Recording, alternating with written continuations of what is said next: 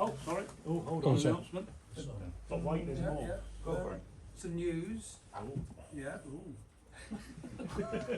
Last week was British Science Week, and the club got involved in two activities. On Tuesday, we used DMR at St. Peter's School to make contact all around the world, from Argentina to New Zealand. Kids loved it. On Sunday, I was up at Bletchley Park, and morning and afternoon they made an FM broadcast receiver, and 100% success rate with these kids, and there were 5 children from Broadstairs. Yes. Oh. Yeah. How old? 9 and 10, and a couple of 13 and 14. Yeah. And right, so that's that. On the club website, under training resources, you'll see my manuals. So you've got the foundation manual, intermediate manual, and I've asked Matt to put the full license manual for youngsters up on the website. So it's not up there yet, but where is he? Right. Okay, just download it and enjoy. Full license one, 169 pages. Yeah. All the licensing conditions are now out of date. So it's been hard work, as you can imagine, so enjoy that. Next week I was supposed to do electronics part 2. I'm going to postpone that to the following week, because next week it'll be the geekery giving a talk. So yeah, come and join me at the geekery instead of coming in. Is that with Tom? It is, yes. Where is this? I'll be there. Just round the corner. Fuller's Yard. Margate. Fuller's Yard. Audio engineering. We won't advertise that then. Have your job. Okay. Over to you, Nick. Before Glenn does actually start, I'll just do the health and safety announcement, as we've got a number of visitors for this evening. Obviously the door that you arrived in is a fire exit, and there's a fire exit that way. We are going to have to turn the lights out for the talk. There's a very poor projector. Beware the trip hazards, there is a couple of cables aligned, but we'll try and cope with that. And I do have a tiny little light there, hopefully it will last for the talk. And Glenn, if you give me a shout, we'll turn the lights back on at an appropriate time. And hopefully enjoy. Don't forget.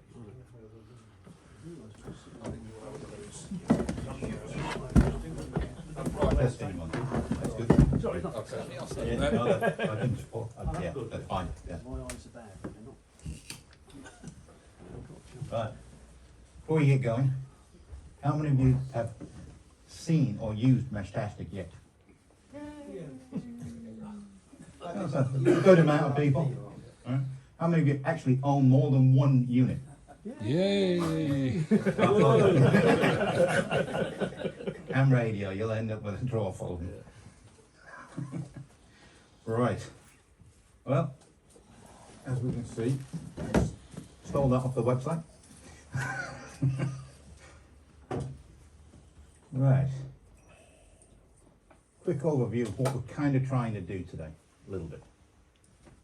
What is Meshtastick in general? Then a quick, how does it actually work? Which hopefully most of you being ham operators know that already really. Basic setup for people who haven't got one, haven't used one, or aren't quite sure. And then we're on to like, what is the best device to use? I've heard this a million times from people, and that's a bit of a trick question. Little bit of advanced settings if required. Try not to go too high for what we've got. And then anything that follows. Very loose and easy is this. Very loose and easy. Right. As we can see, what is it? Well, it started off originally with disaster radio, if anybody's heard of that. And then the people said, why can't we do something ourselves? We want something a bit more usable. Maybe we could use it on a daily basis even, if we wanted to encrypt messages between ourselves as like a text messaging, without relying on cell phones and whatnot. And so they came up with a project called Meshtastick, which was mesh networking and fantastic, and they just took the words together, which enables you to use a very inexpensive LoRa, which just stands for long range. I've heard people say all kinds of things with the acronyms. And the thing is, they write things like LoRa and then they write long range. And it's an off-grid communications platform in areas without existing or reliable communication infrastructures. Now, it is community driven and it's completely open source. So if you wanted to add anything to it, or you have suggestions, if you're anything close to being an engineer or a programmer, you can actually throw your own stuff out there and they will try and incorporate it if it's usable. Now, as for features for this thing, I've heard people ask, how far can you go with this? What's the point in 100 milliwatts? And so far, actually I think that record's been broken now, but 254 kilometers was recorded line of sight. I think it was across a lake, if I can remember how they did this, or across a small sea even. So range isn't as bad as you'd think on something so small.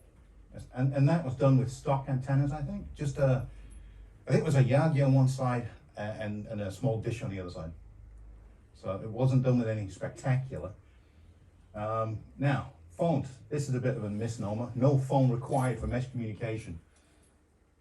You don't require a phone now that they have these, because they have keyboards built into them. So there's no phone required at all anymore. Whereas before you needed something to actually send a message, to type on, to text, to Bluetooth and send it. Now they've got these, the T-Deck, that's not actually a requirement anymore. So it takes something out of it, which when you talk about encrypted communications, people always said, well, the one failure point in your encryption is the Bluetooth, it's easy to intercept. And so with the T-Deck, that's gone now, so you're even more secure. No dedicated routers. I don't know if you've seen military stuff, but they tend to have a centralized router, or they used to. Now they're actually going with this, believe it or not, using ATAC, which is a software that's layered over the top of this, using Meshtastick to send out communications for the unit. It's really quite cool actually. And the new software, the new firmware for all the devices actually has an ATAC module now. Right, and obviously with them being so small, either ESP32 chips or NRF52s, which are really, really low powered, you get incredible battery life. So if you've got one and you're hiking and your friends have got one, or they've set up a router in the middle of where they were going to hike, you've always got generally many days worth of batteries on almost nothing. It weighs nothing and it can just live in your pocket, which is why they've done that little, I don't know who's seen one, I think it's Lego, is it? It has a small thumb size, basically, Meshtastick device that you just attach to the backpack, and if you get lost or anything, you hit the button, it's got GPS and people can find you. Right, sending and receiving text messages between members of the mesh. When you say members of the mesh, it's because every channel is encrypted. The open channel is still an encrypted channel with QA equals as the given PAS or PSK for the system. The encryption is on there, but you have to be a member of that particular mesh to get a message through. But straightforward for almost everybody as it comes preset. Right, optional GPS. Such as the T-Decks, you can add a small module to these, which is just a GPS unit. And it's great then for tracking either animals, people, or objects. They make some of these, which is some of the little grey boxes I have over there, which are magnet mounted. You stick them on top of your car, and if someone's take your car, you know where it is, as long as they haven't found it. Or underneath even. Right. And obviously there's more features to it, but they start getting a bit complicated using Node-RED and other software to integrate the MQTT systems. Right. Again, LoRa, long-range radio protocol, which is widely accessible in most regions without the need for our licenses for whoever is in here that's a ham operator with a ham license. You don't actually need one, which makes it open to a lot of people then. You don't really have to worry about, is my license up to date? I've had it more than 5 years and not talked to anybody and told them I'm still here. Right, the radios are designed to rebroadcast messages that they receive forming a mesh network. This I can demonstrate at some point how that actually functions, and that will get me into what we call hops at that point, which in the more advanced stuff I'll tell you how the hop system actually works. And depending on the settings employed, the Meshtastick devices can spot up to 100 right now, the devices. They are working on that, but it's to do with the fact that once you get so many devices on the mesh, just sending the information about neighbor information, which is your battery levels and stuff like this, starts to overwhelm the mesh. So at the moment, 100 devices is pretty much the limit. And we're still on how it works. So when you send a message on your Meshtastick companion app, which will be on your phone, and that's just an app on iOS or an Android at the moment. Up there, yeah, you got one right there. Oh, That's the one. what? No, it's okay. It's relayed using Bluetooth, and this is before, again, all this was before the advent of the TDEC. It relays the message you type out via Bluetooth to your device, which then the message is broadcast by your radio, and it bounces around the rest of the mesh. If it hasn't heard a reply, it will do the bounce back out 3 times. It will wait and it will go again, and it will wait and it will go again. And until it gets a response saying, I've got your signal, I'll send it on. And then it says, okay, I'm good. And you get a little cloud with a tick in it, or a little man with a tick in it, saying that you've received a response from the network. Now, when you receive a response, a captured packet on your radio, it checks to see that it has been heard and that it hasn't heard that message previously.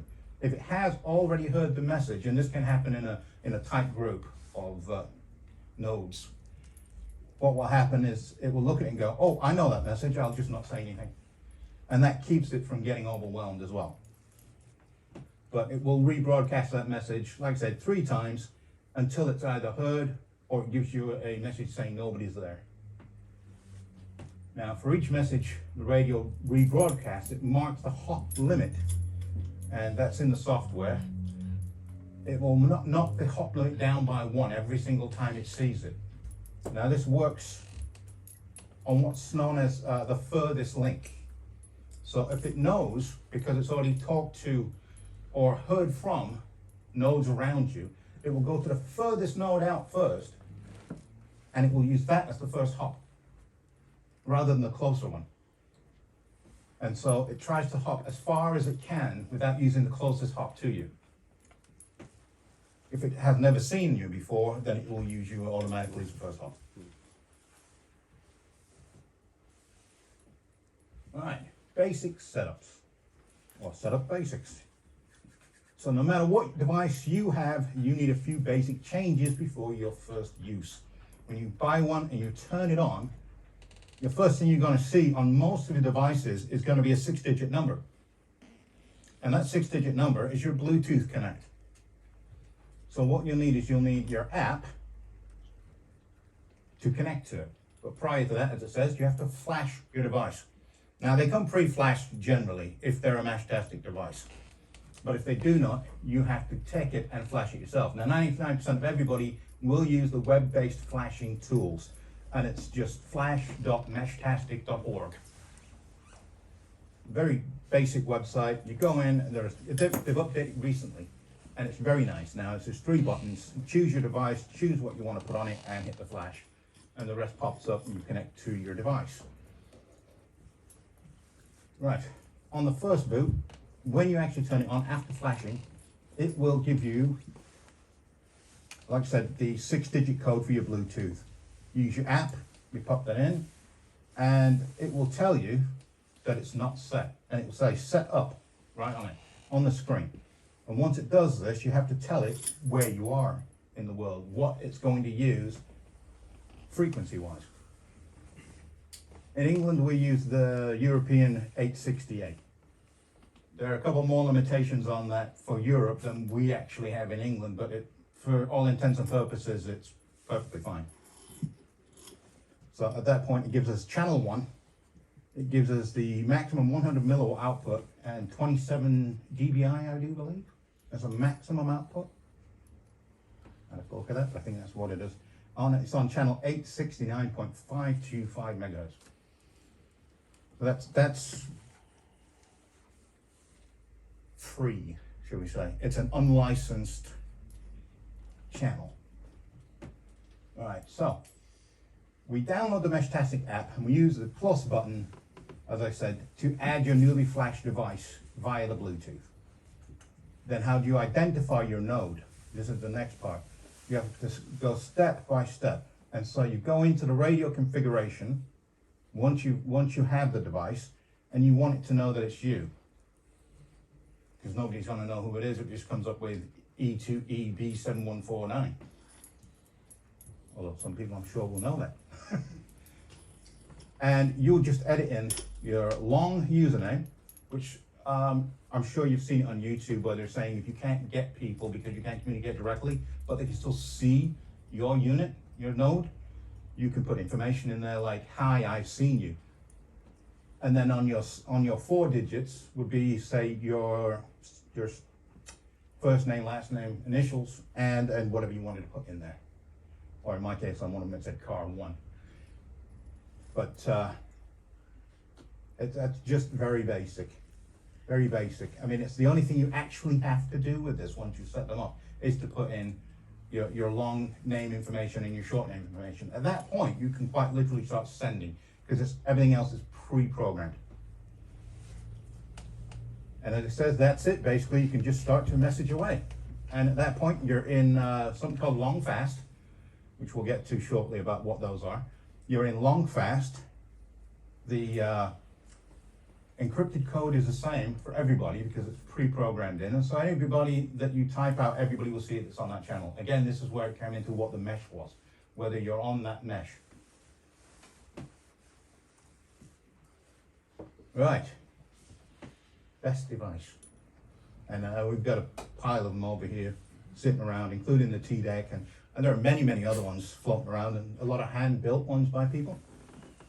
But any device with a LoRa chip that you actually own is the best device you can have.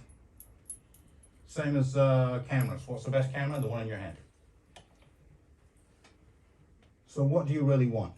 Do you want a keyboard? Do you want screens? Do you want sounds? Do you want GPS? This is all about personal preference, really, when it comes down to it. There's not a lot you can say about which device is which, seeing as they all pretty much use the same chipset now.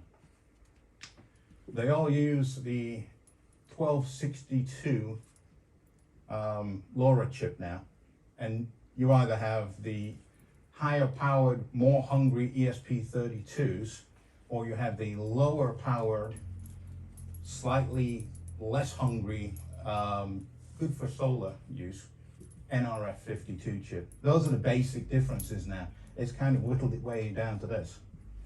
So as with all RF, the antenna makes or breaks the device basically. But even a tiny antenna can get multiple kilometers of range. And I do mean tiny, because this one right here, the cheap little knockoff ones you get from China, that come with almost everything, and it's nowhere near being correct. It's closer to 2.4 than it is to 868. And you can still get 3 kilometers with that, given line of sight.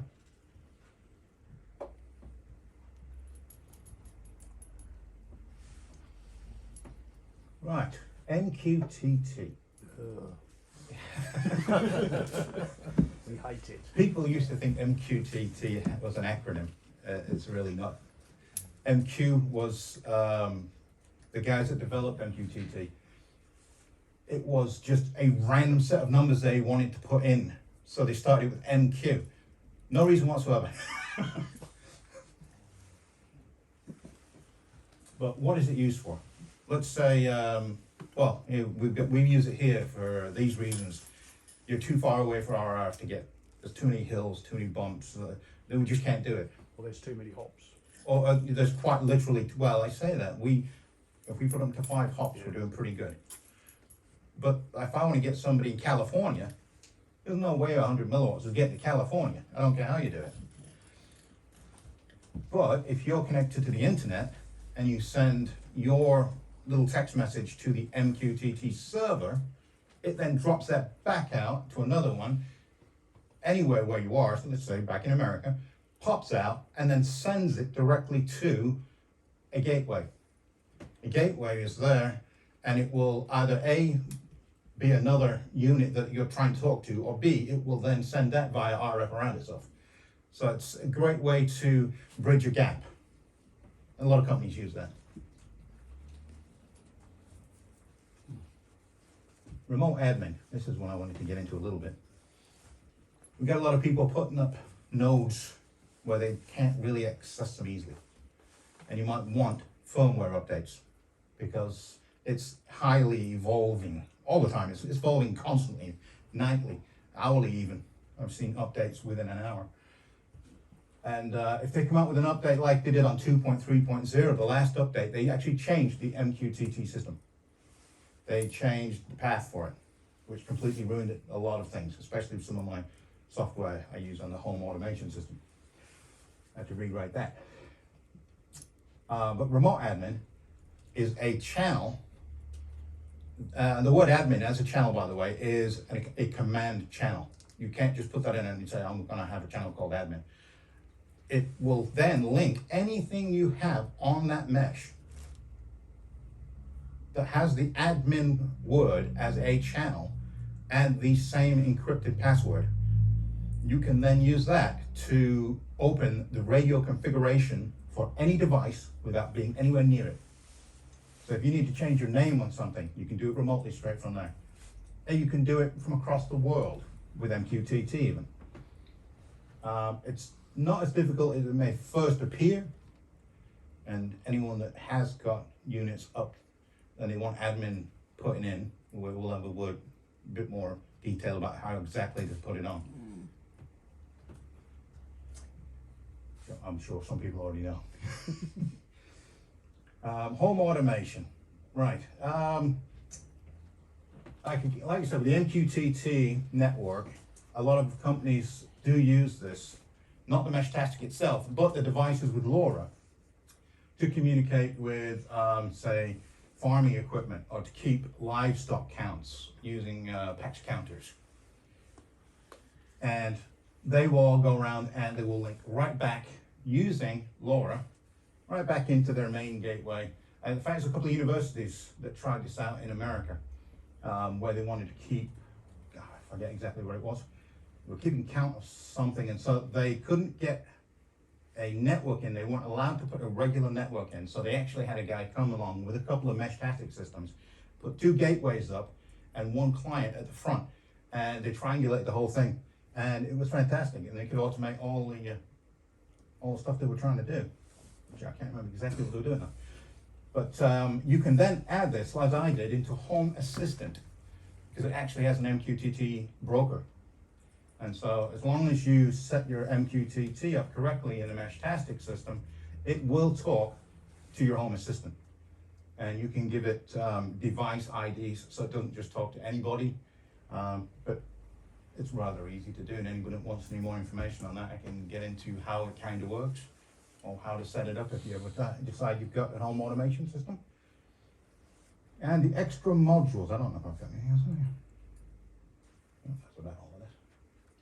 All right, extra modules. Every time I look at Meshtastick's updates, they've got new modules. And the modules, unfortunately I don't have any there, but I do have them in here. So you won't be able to see this, so we can turn that one off if you'd like for the light.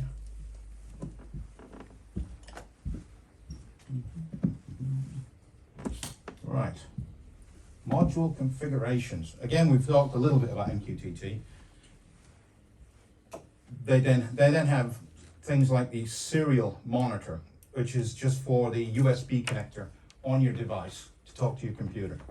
So that even if you don't have a screen, you don't have Bluetooth, you have nothing else, you can log directly into your device on your PC, Mac, or whatever device you're using, Linux, and you can stream it directly.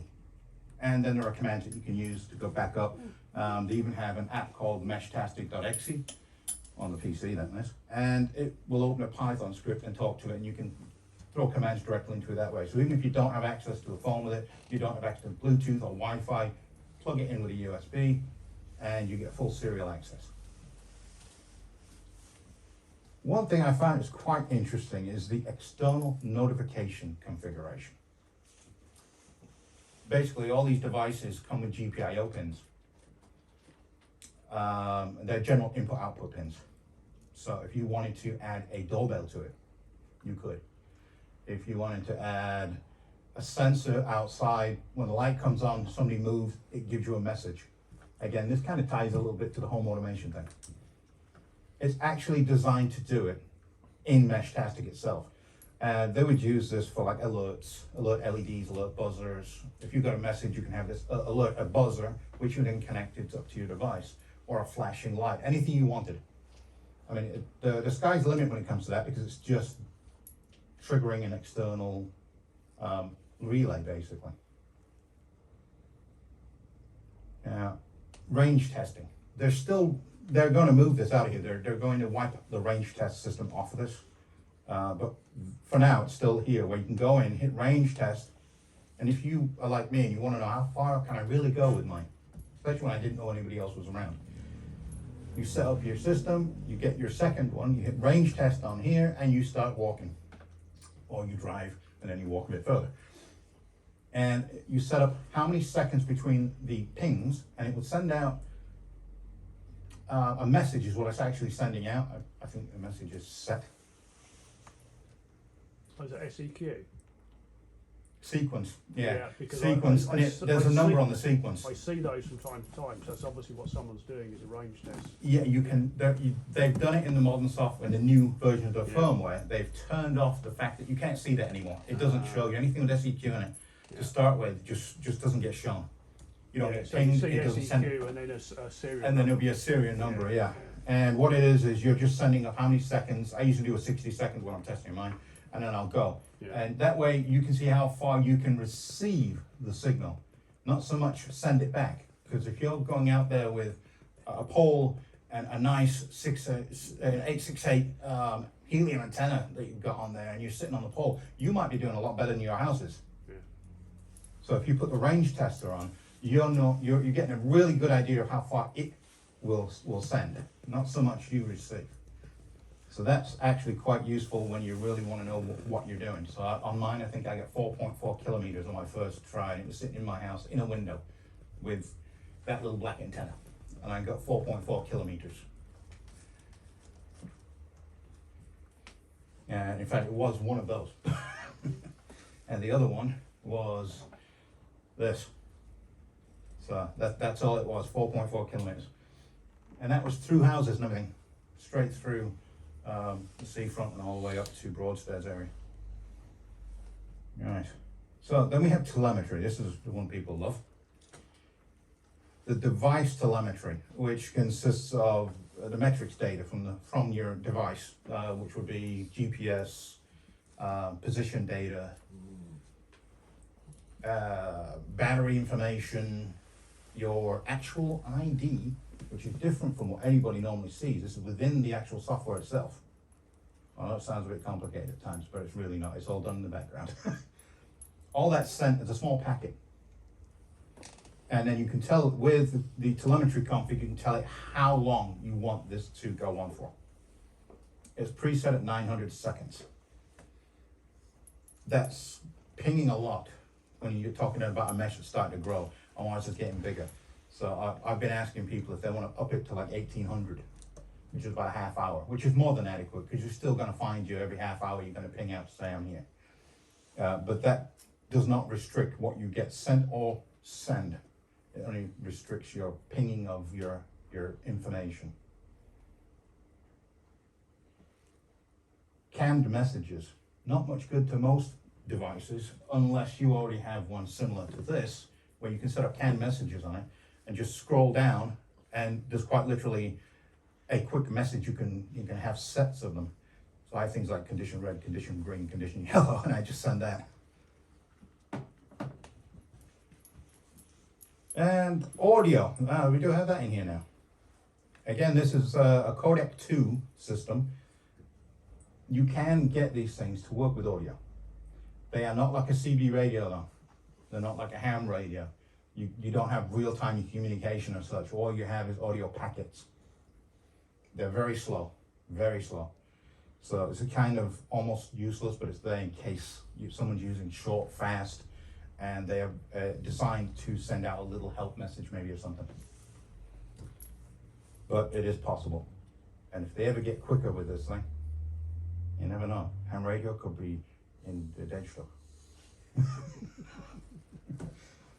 Remote hardware, once again, similar in respect to the automation type thing, where basically any remote enabled hardware, you define the GPIO pin and you can have it communicate to it. So you could send a message from your house to, like me, and I have a buzzer set up that says Phil. And then when Phil sends me a message, it goes off. And it's only Phil, because I've got it set up as a remote hardware configuration. There are other ones, but honestly, it's going to get a bit really boring if we go into any of that. Any questions on anything that I haven't really talked about? Is there more than one channel within the system, or does everything go out on the same channel? I'd say there was infinite channels, Right, okay. but you have to have your channel set up Right, for use by you and whomever you're going to talk to. right. You can have your own channel that's just yours, with your own encryption, your own name, Right. and it's yours. Now, if you're talking about the frequencies, they can vary. You can change, you can override the frequency. If you want to be on 868.00, you can do that and have your channel just be on that and pull it slightly away from the others. So that is a possibility. So you can have quite a few actual channels which don't even interfere with each other. Actual physical channels. Yeah, physically different channel, different Separate frequency frequencies that completely. don't overlap, Yeah, but as far as it goes with the channels, yes, you can be on the same frequency, have your own channel, and what happens is, even if your channel is yours, my repeater will still repeat it, it just will not know what it's repeating, it will just send it back out. It'll just send out what it sees as encrypted garbage because it's a different. It'll just bring it in, go, okay, here you go, it's not for me, I don't understand it, but here you go, everybody else have it, hop number one. It does the same thing with direct messages. Yeah, Because direct that's messages work exactly the effectively same way. A private They channel are for a one channel, person, yeah, they're a private channel for just that device. It's a bit confusing because Meshtastick calls things channels that we would probably be better to call talk groups. 'Cause- Yeah, on ham, if you were talking in respect of ham, yes, yeah, yeah, definitely. They're multiplexes, really, aren't they? yeah. Yeah, oh, without doubt, They're yeah. all interlinked on the same frequency. Yes, Yeah, yes. Yeah, the packet. Although the frequency you can change at a whim. Yeah. So as long as you're on that same frequency that your group is on, you're not going to be on the same frequency as like a normal long. Oh, an HF channel. Yeah. But each device can only sit on one frequency. One RF frequency. Yes, it doesn't have the ability to open more than one frequency at a time. But you have the option with the Bluetooth to quite literally change it every single time you wanted to. So if someone said we're going to be on channel 5 at 868.1, you can quite literally go in, hit the channel, change it, reboot the machine, you're on the correct channel. Bit more long-winded than just changing a channel on a ham radio, but Yeah. it's doable. But that's providing you're all within direct RF range of each other. Yes, Because yes. if you're relying on a fixed router, that's got to be changed. Which is the beauty of Yeah. this this mesh network rather over most other communication networks, including cellular mobile phones, cellular networks. They need a tower. If you're not with this tower, it doesn't matter how many phones are around; they'll never talk to each other. Mesh networking does not require this, and that was something I was going to do. Actually, was you might have seen someone doing similar things on YouTube, where they try and show you kind of when they show you a few things, and I'll put that one over there behind here, which is trying to send a canned message. We'll leave that one over there, that's another one. So if they're talking to each other, and A wants to talk to B, it can just talk to him. If A wants to talk to C, but it can't get past this area, it's just too far away, but that's just in range, A talks to B, talks to C. That's great. If he goes away, but someone's driving, and he's trying to talk to him, it'll bounce off of this one, doesn't make any difference. And the bigger the mesh, the more area you can cover. Now, the bit about the hops, some people aren't really aware of, and it's kind of a weird one, is that if you've got this one over here, it's just almost out of reach. So the one in the middle is sending hop number 1. It's sending out. It jumps over and it goes, oh, hop 1. Now it's just about to get to this one, but it's taking much, much longer. This still sees hop 1. It's a bit odd. But when it tries to go back to go to this one, this has already changed that to hop 2. So this sees that as hop 2, but it goes, where's that hop 1 over here? And then it goes, oh no, this is hop 3. So all of a sudden, what you end up with is that one going over to hop 1. That becomes hop 2, and this becomes hop 1. And then it tries to get back, and if it can't get back because that one's just not hearing it, this sits here. But if there's another one over here, hop 1 becomes hop 2. And it keeps going. It's not really meant to do that, but it does. And it's quite simply because each device is a router in its own right. And it's changing the hop levels according to what it sees. And if it doesn't see a response, but it still sees it as hop 1, you can get hop 2 and 3 back over here as well, which just extends it even more. As for devices, we've got a few different things floating around here. This little box is a solar-powered WizBlock Technologies one. And it's using an NRF52, which is a very low-powered 1262 chip. Well, the 1262 LoRa is on there along with the NRF52 processor, to get that straight. Despite the fact that I've put an SMA on here, it has built into it on the board Bluetooth and LoRa antennas, and they're really not bad. I didn't think they'd be great, but they're really not bad. I've gotten quite a distance with one of these. And because these particular units are so power efficient, that tiny little solar panel, which only does just under 100 milliamps, is more than adequate during the summer to keep this going 24 hours a day. In the winter, 7 to 10 days maximum. And that's on a 2000 milliamp battery. But you do have remote access down here for your USBs. And you can with these, and this is one difference I found as well, which is why I use these for anything that you're not going to get to, and the fact that they are solar powered, you can put them up high. Over the air firmware updates. Yeah. Not just admin, but full update of the firmware on these is doable over the air on these rack 4631s. I got the number right. And this is what most of you have seen so far, these, which is the Heltec version 3s that seem to be very popular. Fantastic unit, a little power hungry, great to keep in your pocket, on your backpack, on a windowsill, and then you can charge them up with the USB or just power them directly from it. Fantastic little device, using an ESP32 chip at 240 megahertz. So they are pushing the power a lot because of the dual processors in them, which makes the difference between what you have in here and what you have in here. Good for in your house, walk around with, recharge at home. Keep this outside somewhere else. Very, very low power usage, down to the microamps when it's sleeping. Sending, no matter what you do on these, you're sending between 100 and 150 milliamp when you send on these. That's approximate. I mean, they may fluctuate slightly, but that's an approximation of what they send out. And that's the same for both, regardless. But these will constantly use more power because of the processing power on it. You've got a dual core chip there, so it's going to be a little bit better. Yeah. You can save a little bit of power by turning the LED screen off. Well, yeah, even without the screen though, I mean, I've done it, I've taken the screens off and it's under still, 50 milliamps. Yeah. you're still running at, what, 70 milliamp, I think? As like a normal pull from that, normal draw, which it's more than you need for a small device if you wanted to keep it outside for any length of time without, you know, having to change the battery.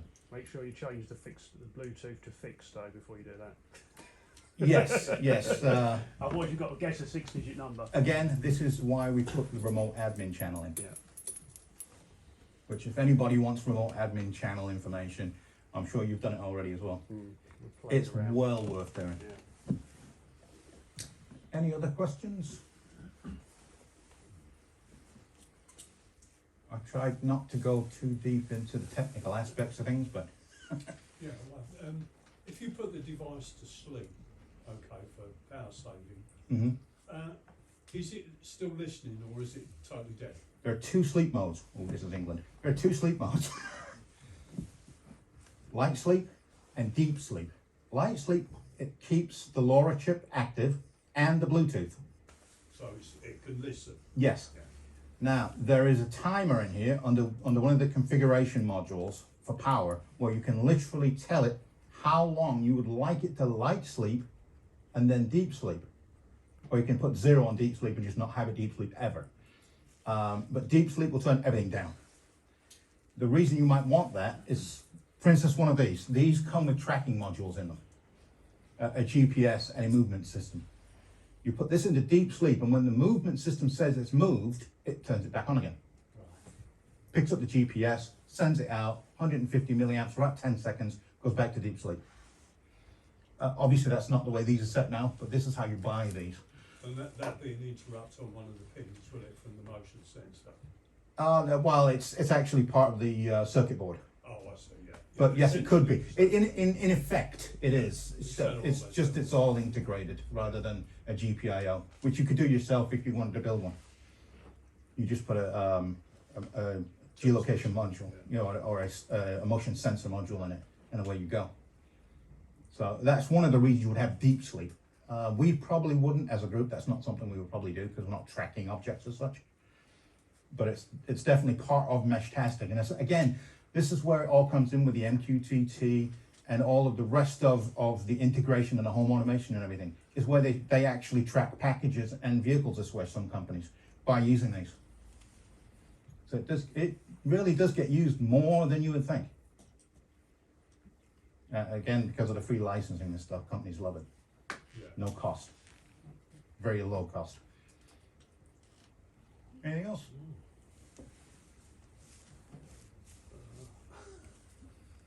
Well, thank you very much, Clay. That wraps up all the basic type of information, I think, with a slight overlap into some slightly more technical stuff. But so if I've made any of you snooze off, sorry. So, how much are we talking about? Let's say you wanted to get yourself one of the pre-built systems just to try it out without going in too deeply. How much are you talking about as well? And when you say pre-built, do you mean something like a Heltec version 3 in a case and ready and done, such as this? Or something more like this that you can stick in your pocket without anything else? Well, yeah, something more like that that you carry around with you.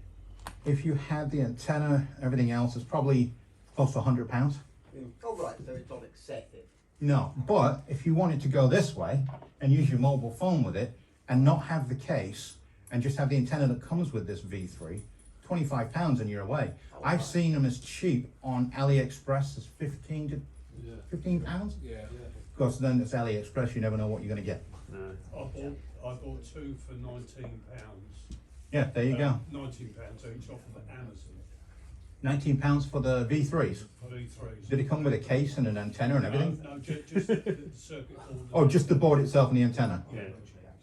That's not bad actually. They've come down a lot. At one point they were.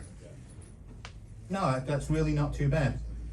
But again, it's if you want something quick and easy, these are the best things I've seen around for a while now. They did a great case, did that guy? Oh, I can't remember his name.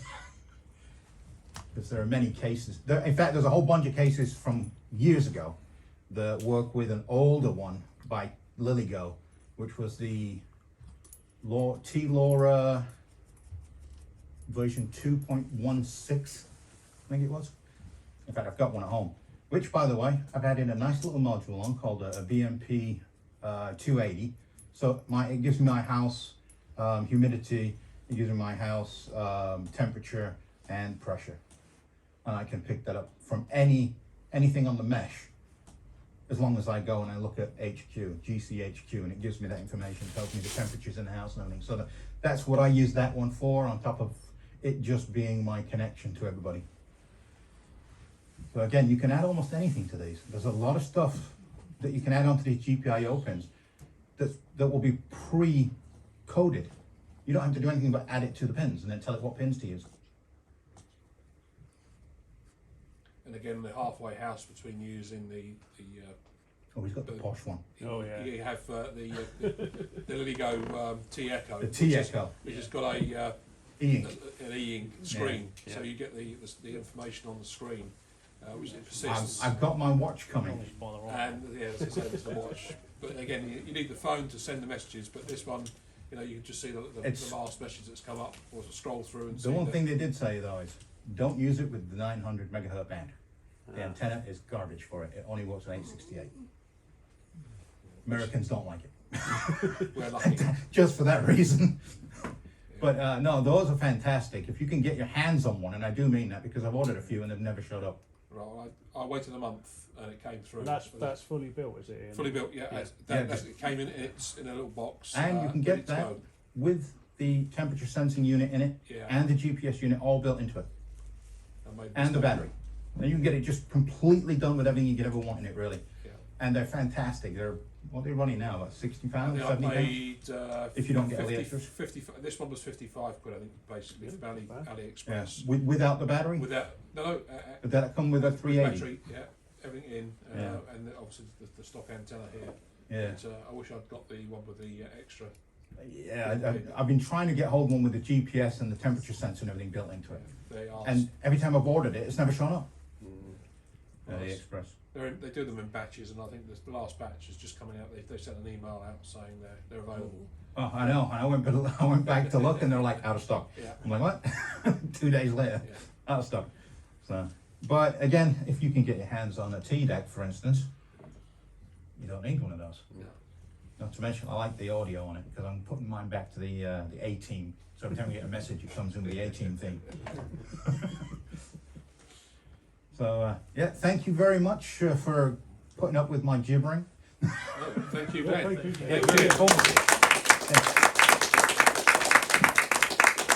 As you can tell, I am not a formal speaker. Do well. Yeah, right. Yeah, it will. Perfect.